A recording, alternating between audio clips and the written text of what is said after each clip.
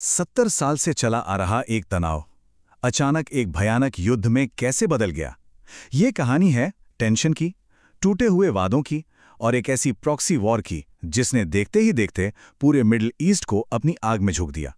28 फरवरी, दुनिया एक ऐसी खबर से जागी जिसने सबको चौंका दिया। अमेरिका और इजराइल ने ईरान पर हमला कर दिया था। दशकों से जो तनाव अंदर ही अंदर सुलग रहा था वो अब खुली जंग में बदल चुका था। और इस जंग की कीमत बहुत बड़ी थी। शुरुआती कुछ हफ्तों में ही 1800 से ज्यादा जानें चली गईं, जिनमें 8 अमेरिकी सैनिक भी थे। और ये तो बस शुरुआत थी, ये आंकड़ा तो बस बढ़ता ही जा रहा था।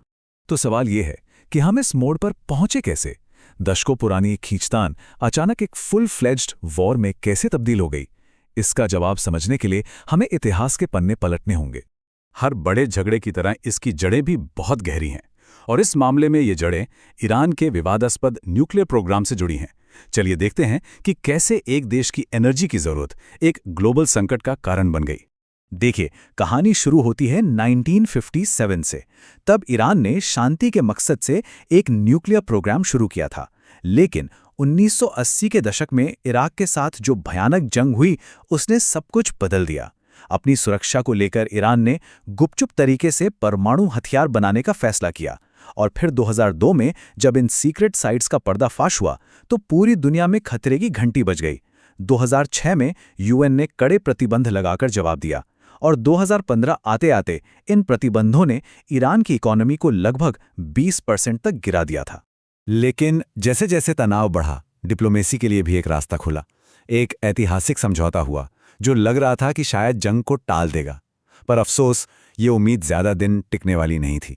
इस समझौते का नाम था joint comprehensive plan of action, जिसे हम सब JCPOA के नाम से जानते हैं।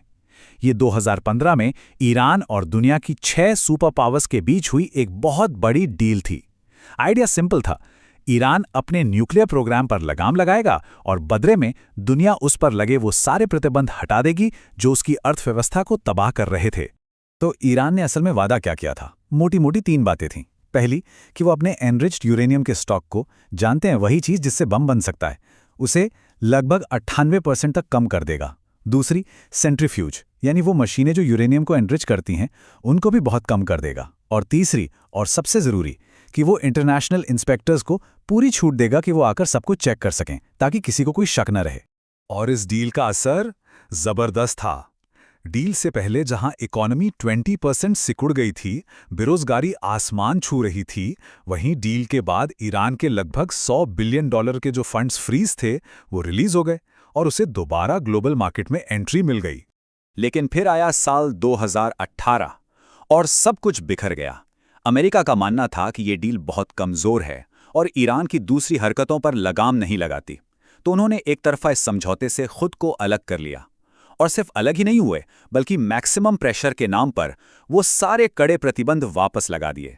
सालों की डिप्लोमेसी एक झटके में खत्म हो गई। न्यूक्लियर डील टूटने के साथ ही ये पूरा संघर्ष एक नए और शायद ज्यादा खतरनाक दौर में दाखिल हो गया।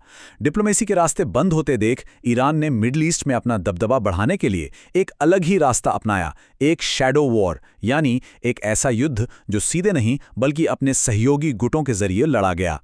ईरान पर हमेशा से आतंकवाद को बढ़ावा देने के आरोप लगते रहे हैं। इस प्रॉक्सी नेटवर्क के जरिए उसने इस इलाके में अमेरिका और इजराइल के लिए चुनौती खड़ी करने की कोशिश की। उसने हमास को हथियार और ट्रेनिंग दी, लेबनान में हिजबुल्लाह को एडवांस ड्रोन दिए, यमन में हूती विद्रोहियों को बैलिस्टिक मिसाइलें सप्लाई की और इराक व सीरिया में शिया लड़ाकों को ताकतवर बनाया। ये स्लाइड उस पूरे नेटवर्क की एक झलक देती है जिसे ईरान एक्सेस ऑफ रेजिस्टेंस कहता है। लेबनान में हिजबुल्लाह से लेकर यमन में हुती तक इन ग्रुप्स ने ईरान को एक ऐसी ताकत दी कि वो बिना सीधे शामिल हुए पूरे रीजन में अपना असर डाल सकता था। और इस नेटवर्क का साइज देखे, चौंकाने वाला है। अंदाजा है कि पूरे मिडिल ईस्ट में ईरान के IRGC कुद्स फोर्स से जुड़े लगभग 1.5 लाख से 1.25 लाख लड़ाके मौजूद हैं। एक बहुत बड़ी फैली हुई आर्मी है जो ईरान के एक इशारे पर काम कर सकती है। और फिर ये जो पर्दे के पीछे की लड़ाई थी, ये जो प्रॉक्सी वॉर थी, ये अब सीधे सीधे मिलिट्री हमलों में बदल गई। छिपकर वार करने का दौर खत्म हो रहा था और अब टकराव का आखिरी और सबसे खतरनाक दौर शुरू हो चुका था। साल 2024 में एक बहुत बड़ा और खतरनाक मोड़ आया। पहली बार ईरान और इजराइल के बीच प्रॉक्सी के जरिए नहीं, बल्कि सीधे तौर पर मिलिट्री अटैक हुए। ये वो रेड लाइन थी जो अब पार हो चुकी थी। आखिरी कुछ महीनों में घटनाएं बहुत तेजी से घटी। अक्टूबर 2023 में हमास के हमले ने पूरे रीजन में आग लगा दी। फिर अप्रैल 2024 में ईरान ने इजराइल पर अपना पहला डायरेक्ट हमला करके सारी हदें पार कर दी। इजराइल ने भी अक्टूबर में ईरान पर अब तक का सबसे बड़ा हमला करके जवाब दिया। और 2025 आते आते ट्रंप के मैक्सिमम प्रेशर की वापसी, फिर इजराइल का एक तरफा हमला और आखिर में अमेरिका के सीधे दखल के साथ हालात पूरी तरह से बेकाबू हो गए।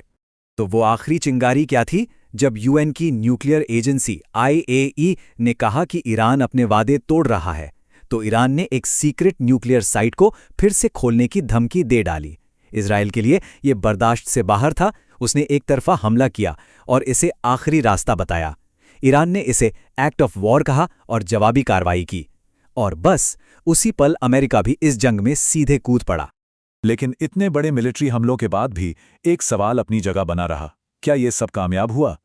यूएन के न्यूक्लियर वॉचडॉग के हेड के मुताबिक जवाब बहुत साफ नहीं था। उन्होंने कहा कि अमेरिकी हमलों ने ईरान की क्षमता को नुकसान तो पहुंचाया, लेकिन उसके न्यूक्लियर प्रोग्राम को सिर्फ कुछ महीनों के लिए ही पीछे धकेल पाए। तो आज हम जहां खड़े हैं वहां एक ही सवाल है, क्या ये एक बेहद नाजुक शांति है या फिर एक बड़े और ज्यादा विनाशकारी युद्ध से पहले का सिर्फ एक छोटा सा ब्रेक?